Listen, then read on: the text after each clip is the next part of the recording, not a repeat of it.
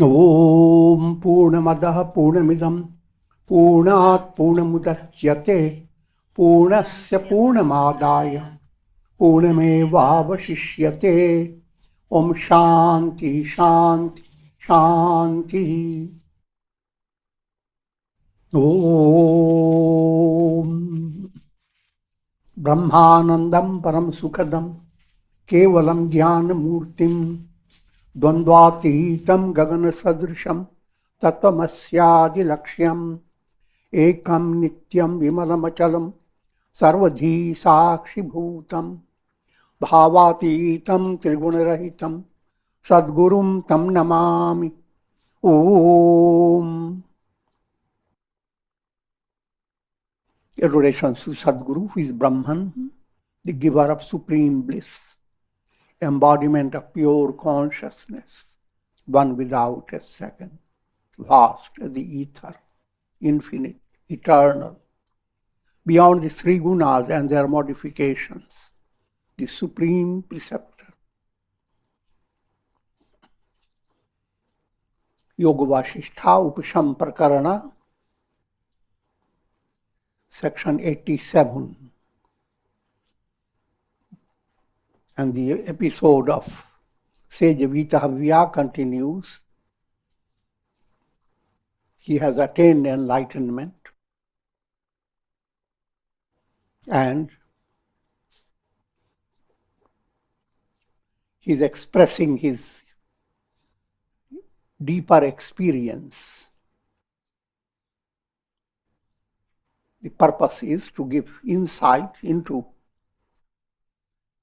the process leading to enlightenment for anyone who has attained aspiration for spiritual enrichment and attaining a spiritual goal. In other words, it is inspiring for any sadhaka, any spiritual practitioner. And this episode is be related by Sage Vasistha to Sri Rama. Sage Vasistha continued, O Rama, desirous of giving up his body through Videha Mukti, Sage Vitahavyā took recourse to meditation on Om.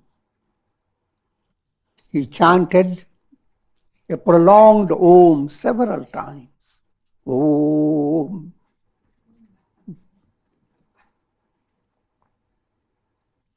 And meditated upon its implications. Let me chant it. Om.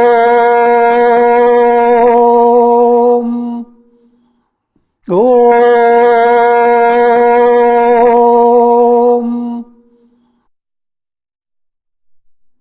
Several times.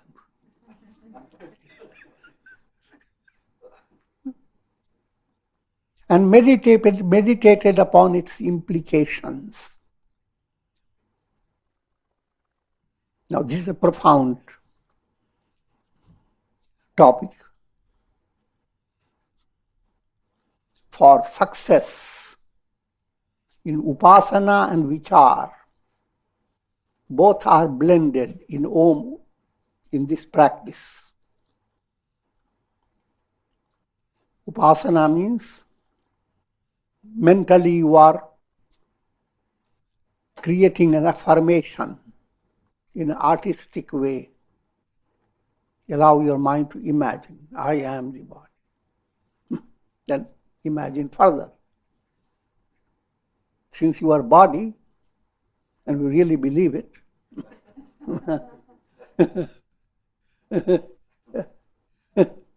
then don't stay a kid.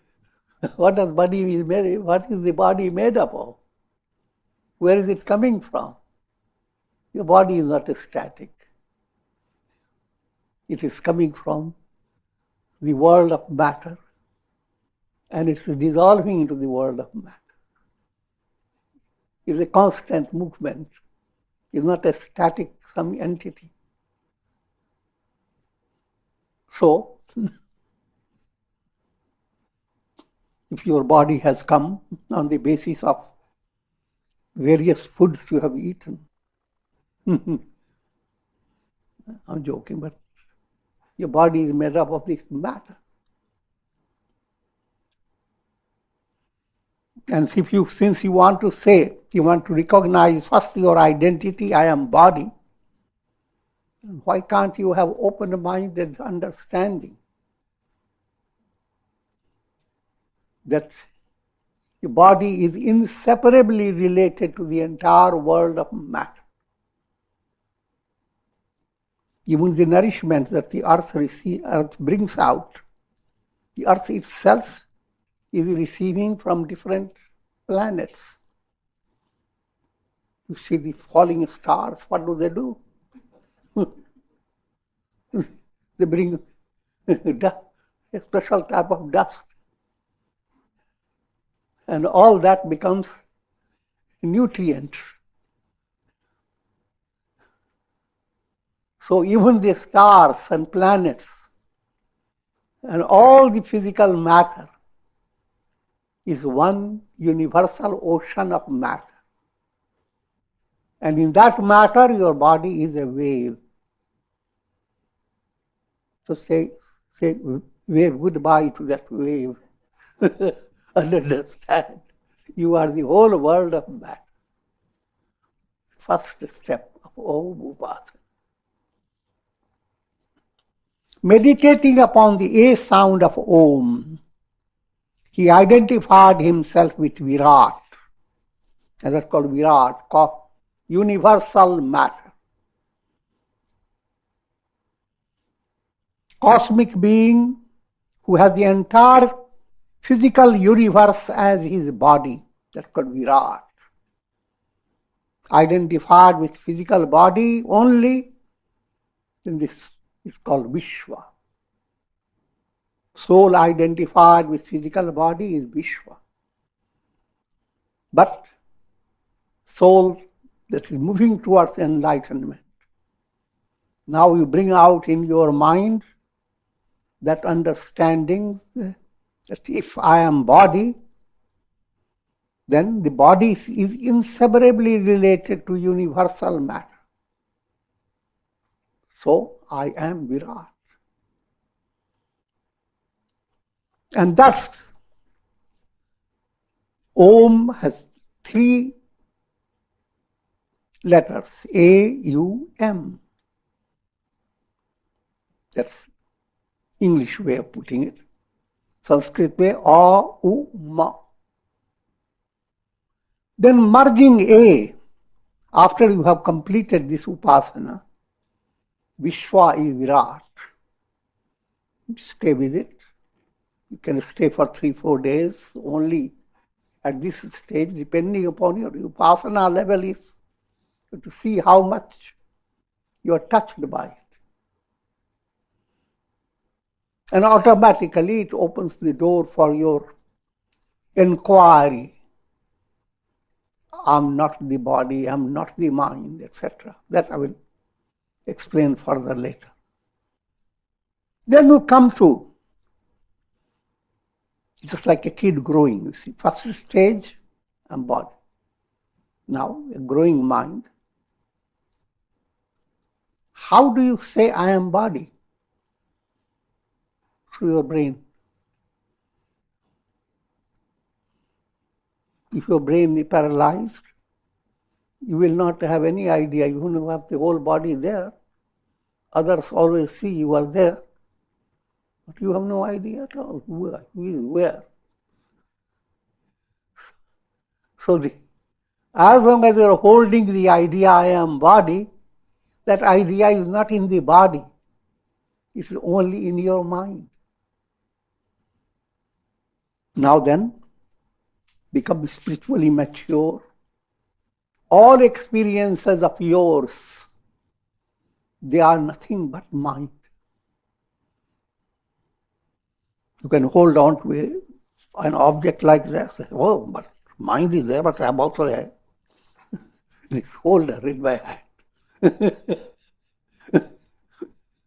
That statement is a deluded statement.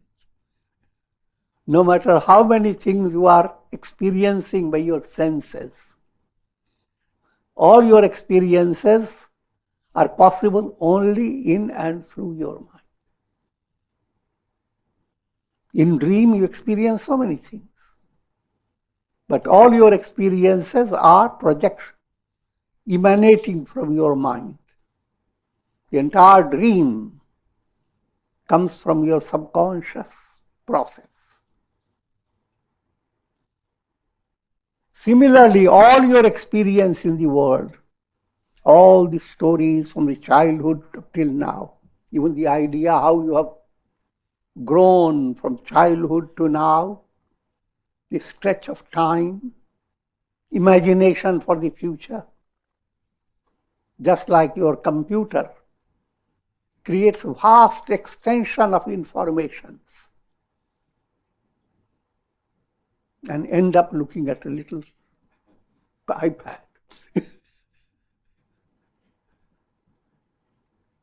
So you end up looking at your mind.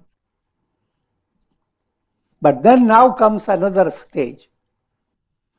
When you think of mind, then my mind and their mind. Just when you think of body, my body, and they have many bodies. Identified with mind, individual mind, Sanskrit term is Tejas. So mind begins to give some light to your body.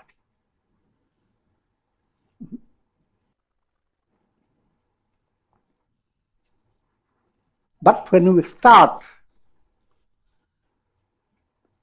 turning your mind to Upasana and Vichar, you begin to understand that your mind is not separated from minds of others. Put it more in a profound way, all minds are like waves. In a cosmic mind, that is the ocean. In practical world, your mind is interacting with other minds, impacting upon them. And others' minds are impacting upon your mind. And behind all those minds, there is a connecting support. That support is ocean-like. Just like ocean supports all the waves. So, turn your focus on I am mind, not body. Because body idea comes from the mind. So I'm mind. But since I am mind, all mental processes, all thoughts that you imagine the world has, even when you think of others' minds, it is the work of your own mind. So if you follow that, you realize your own mind cannot be separated from the cosmic mind. So then be brave enough. I am the cosmic mind. I'm the big serpent with 1,000 hoods, Sheshnaga. All things of this world are vrittis of the mind. And I am behind the entire world process, the entire ocean of vrittis. That Sanskrit term is called Hiranya Garbha. Hiranya is gold, Garbha is a womb. In other words, when you have that type of vision, that your mind is inseparably related to cosmic mind, your mind loses its limitations. And the truth shines forth. Truth is gold. That gold, since gold shines forth from this state, cosmic mind, is called Hiranyagarbha. Gold, the womb that brings out gold. Then merging A in U, he merged the physical consciousness with astral consciousness. That means physical sense of physicality now has been negated. Mind is the reality. And he became one with Hiranyagarbha. Ascending higher. Now you go further. Your mind is not just the conscious mind. It has a deep source, unconscious. When you sleep, you go beyond your mind. And that state is a higher reality of your mind.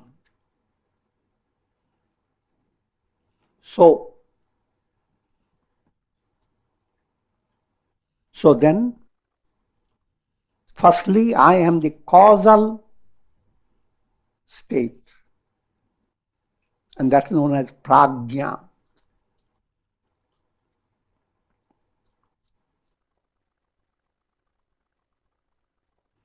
And again with the same logic, identified with causal state, you are just a wave in the ocean of cosmic causal body. In brief, your causal body, I am the causal body, is prajna. I am cosmic causal body, that's called Ishvara. Ishvara, God, who is the ruler, controller, supporter, the knower of past, present and future. Ishvara, who sustains, creates and dissolves this world. And that's the meditation on M aspect of Om. His astral body into the causal body and became one with Ishvara. The cosmic being for whom the entire causal universe is his body. That's Ishvara, God. And finally meditating upon Ardhamatra. Now the Om has fourth aspect. That has no expression in word, it's simply silence. That fourth is transcendental. And that's the culmination of sound of Om.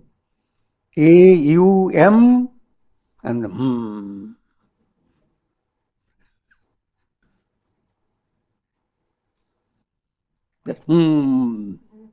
the transcendental. Absolute. I'm a little joking. We don't go on saying Try to understand the fourth aspect that cannot be expressed.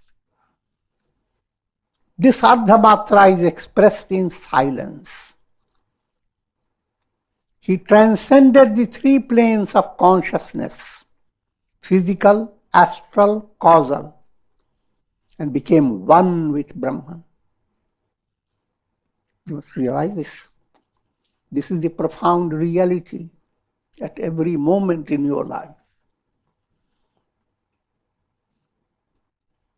Through a limited state of mind, the awareness, I am the body, and the body has tremendous reality. And you experience in dream, we go to sleep, and this body that you are giving so much attention to, is nobody there. You have a different body with totally different capacity, with different identity. And it doesn't bother you at all. No contradiction. So what I'm leading to understand, that just as in dream, the body idea, the physical body notion vanishes. Subtle plane seems to exist in your dream, but even that vanishes when you are in deep sleep. Then there is no role of body, mind, intellect, ego, nothing. That state is like the seed state, causal. Out of the seed sprouts your dream state, subtle. These states are described to help you, but they are not. In real study, it is a positive movement. From waking state, I am the body, to the state, I am mind, is a positive movement. Putting in mathematical way of saying, when you study waking, dream, sleep, you are studying 1, -1, -2, -3. But when you are studying in a positive way, in meditation, it is +1. Normal waking is minus waking. It's never really awake. Come to the state, I am mind, is like +2. And I am the causal, +3. I've just kept it 1, 2, 3, just to keep it simple. So that subtle point, that this is the reality at all times. All times you are sleeping in your bed very comfortably. But in dream you have gone faced many challenges, as well as prosperities, adversities, and so forth. With deeper insight, the all world experience is viewed as dirgha sapana, long dream, nothing here is real. Abiding in his essential nature as Brahman, the sage shone like the full moon. Now these are allegorical pictures.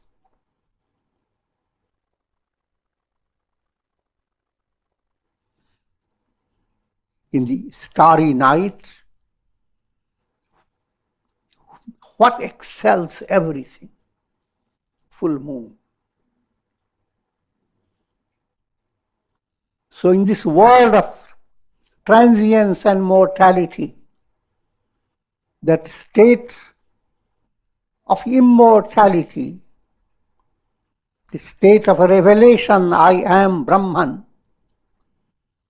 allegorically presented as the moon, shower of nectar.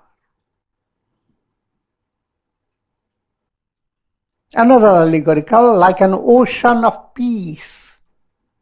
You always wanted peace, but you found your peace in a little wave. So we have to wave goodbye to that peace. The peace goes into pieces. But now you have ocean of peace, means Purna, absolute peace, Shanti, Shanti. Just as wind carries fragrance, and having given it up, blows on. In the same way, the sage gave up his senses and the subtle elements. Another illustration of wind. Suddenly you smell a lot of things coming through the wind, but the same wind moves on and the fragrance goes into your neck, your nose. The wind goes on, untouched, untainted by foul or fragrant smell. Similarly, that's what you are essentially. Pure consciousness. Another illustration, sky. So many things happen in the sky. The sky holds them all, but remains absolutely untouched. That's the experience of Jivan Mukti. And when Jivan Mukti is full, it is called Videha Mukti. For more ordinary stage of interpretation, masses believe, whenever they hear Videha means a Jivan Mukta has died. So he went to Videha Mukti. Profounder point is not like that. Think of in Ramayana, Janaka is called Videha, and yet he had all that Videha with him.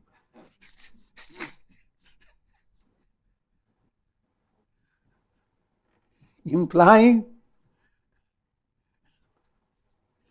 that a Jivan Mukta doesn't have to depend upon leaving the body to become Videha. To his experience, body experience is like mirage experience. The deer can go after the mirage because he is deluded. But grown-up people don't go after the mirage, but they enjoy the mirage.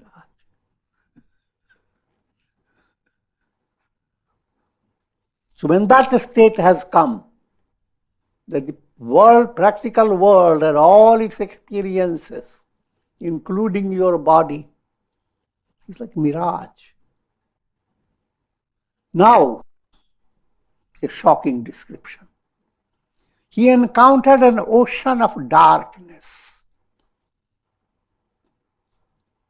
but he crossed it by the force of his wisdom. Ocean of darkness. But mystics call dark night of the soul. And to understand perfectly, you have to come to understand two terms, bhava pratyaya and pratyaya bhava. All experiences that you have, they are based upon projections of the chitta. So if you want to change your experience, it is a change within the projected process. But in the state of Videha Mukti, the entire projection system is being taken away. And what is left? The absolute reality. Watching a cinema show, see in two stages how you are watching and all things go on with projections. And you have all the experience. Now I have gained so much happiness. Oh, that's a nasty thing, lost my happiness. You have gained and lost, everything going on. That's called bhava pratyaya. You are experiencing, you have the awareness of gain and loss, pleasure and pain, passage of time, and all those things. That's bhava pratyaya. Bhava pratyaya sustains the whole bhava movement. Bhava is samsara, the world process. But there comes a stage when the entire bhava process, the very chitta that brings all this, becomes sublimated. When the projection process moves away, then your chitta becomes chit, pure aware. That shifting from bhava pratyaya to pratyaya bhava, from the presence of projection to the negation of projection, that switching is that dark night of the soul. So as if, in allegorically describing, as if he was to cross over the ocean of darkness. But it goes easy. Then he encountered the light of sattva, which he crossed by the wings of wisdom. Now the dark night of the soul ends, and soham hamsa, what Yoga Vasistha terms is sattva apatti. Mind becomes illumined. This illumination stage is called a special type of sattva. It is not sattva rajas type. Absolute purity develops. And in that state there is a revelation. Soham, that what you have been meditating upon, that which was your goal, that I am. Your very I in you is nothing but that. And hamsa, this I, reverse that. That I am that. When both way matches up, then it's considered complete process of vichar. Allegorically, now if you have that hamsa, I am that state, the hamsa has allegorical in language, means swan. And as if just like a swan begins to soar, your soul soars on the wings of wisdom to the highest state of liberation. And having risen above darkness and light, your darkness and light is referring to bhava pratyaya, gain and loss, pleasure and pain, going beyond all. The sage became free of all duality, absolute advaita. At this stage, he spontaneously renounced the chitta and the term is used here, the mind. He renounced the mind by mind itself. Through your own mind, you unmind yourself. Be kind. Be kind to your mind. All that you do, unmind it. O Rama, the sage then gave up the idea of individuality as spontaneously as a child gives up a fanciful notion. He then attained the state known as Pashyanti. Pashyanti literally means absolute vision. Your vision is infinite, but there is nothing to see. The sun has nothing to enjoy. The rainbows and many stories of the world that are so interesting about the sun. Your eyes see them, others' eyes see them, so it is not pure Pashyanti. It is not just pure seeing, but your seeing is distracted. Pashyanti is absolute seeing, absolute vision. The sun is Pashyanti. The sun is simply shining without waiting to see what I have to see.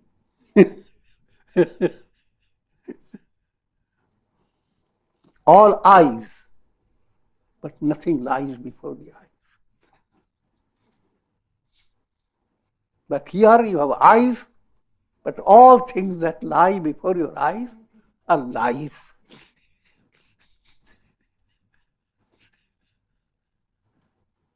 So when you are in this state, that's not Pashyanti.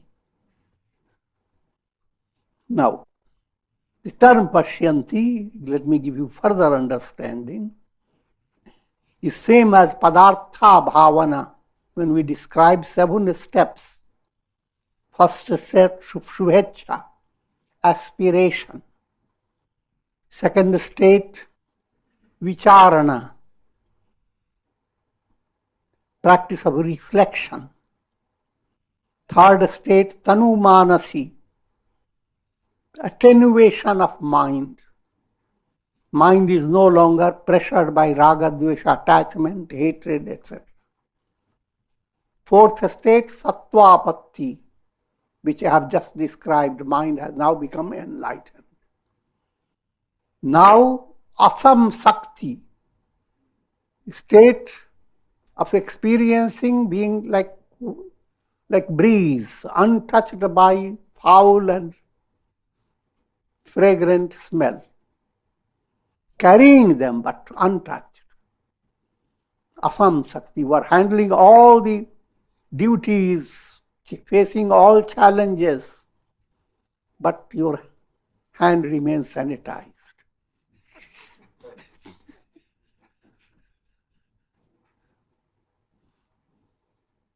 And then coming to a state that you are not even handling. They don't exist.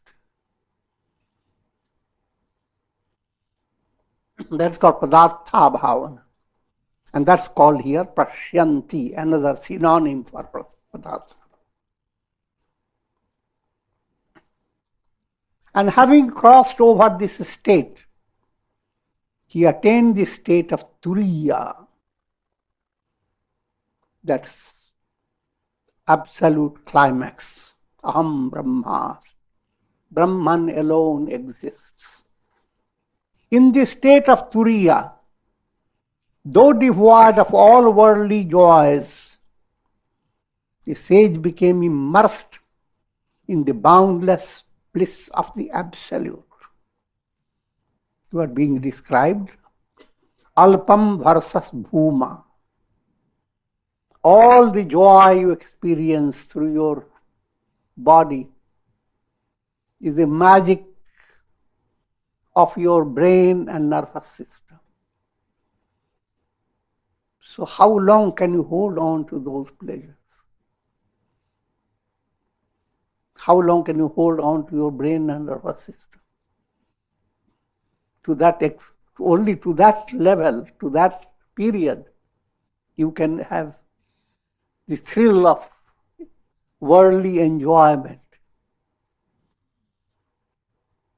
In other words, all your enjoyments have the death virus.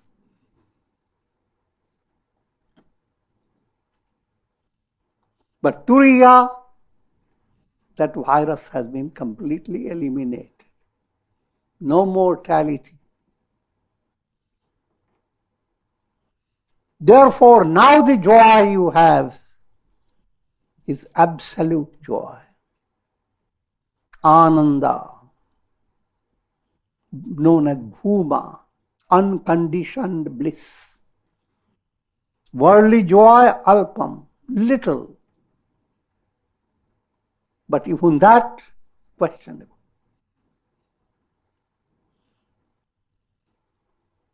Though devoid of his individual existence, he became one with existence absolute.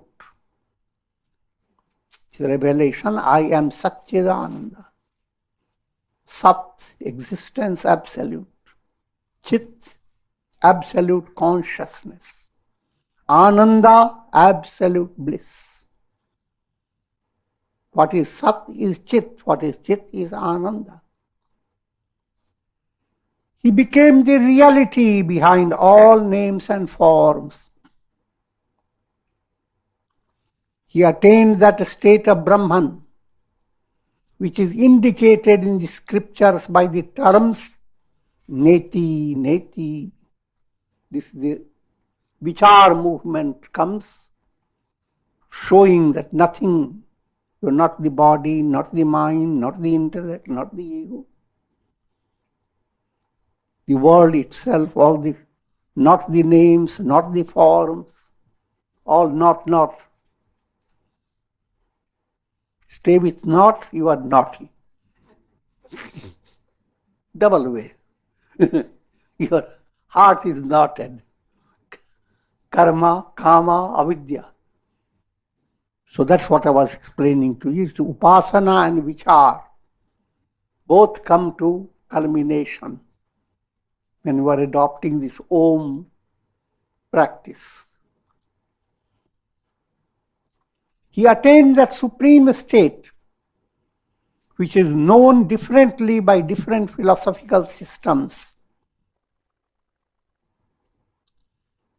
He became the void of the nihilists. Here it's actually referring to Buddha's term of void.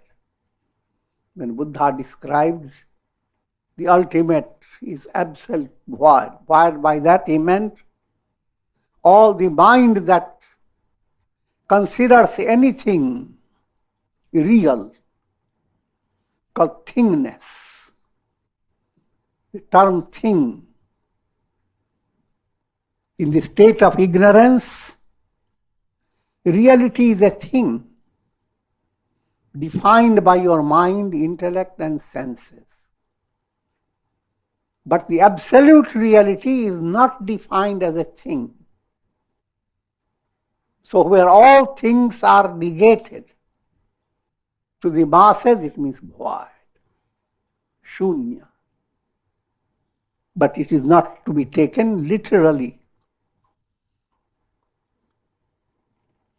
This is described as Mani Padme Hum. All that you experience ultimately comes down to a little drop. That's void. But it becomes Nirvana. It enters into shining sea of eternity. So Buddha just used the word Nirvana, which refers, going into detail of that, refers to the void of thingness, void of vrittis of the mind. That's what yoga terms. And Srimad Bhagavad Gita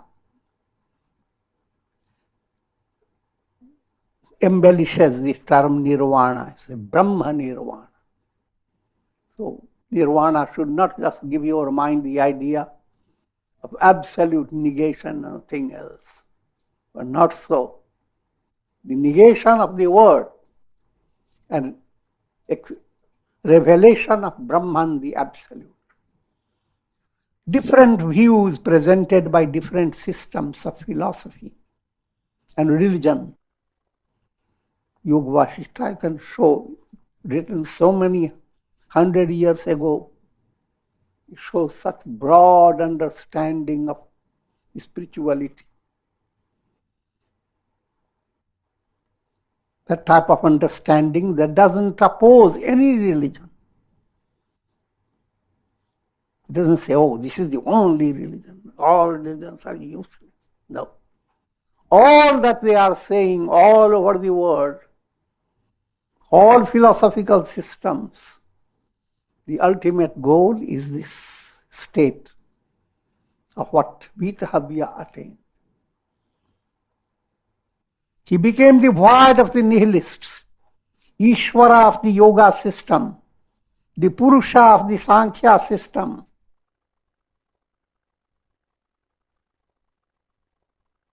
The Shiva of the Shiva worshippers, the Vishnu of the Vishnu worshippers, the Devi for the Devi worshippers. In fact, he became the supreme truth, absolute truth.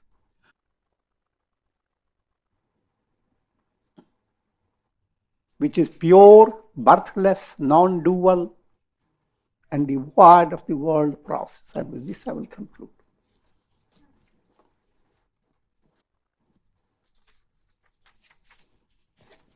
Om.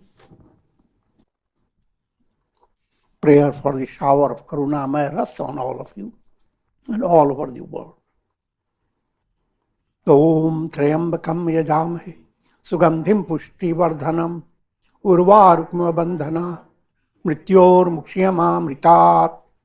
Om Sarve Bhavantu Sukhina Sarve Santu Niramaya Sarve Bhadrani Pashyantu Ma Kashchid Dukhabhag Bhavet.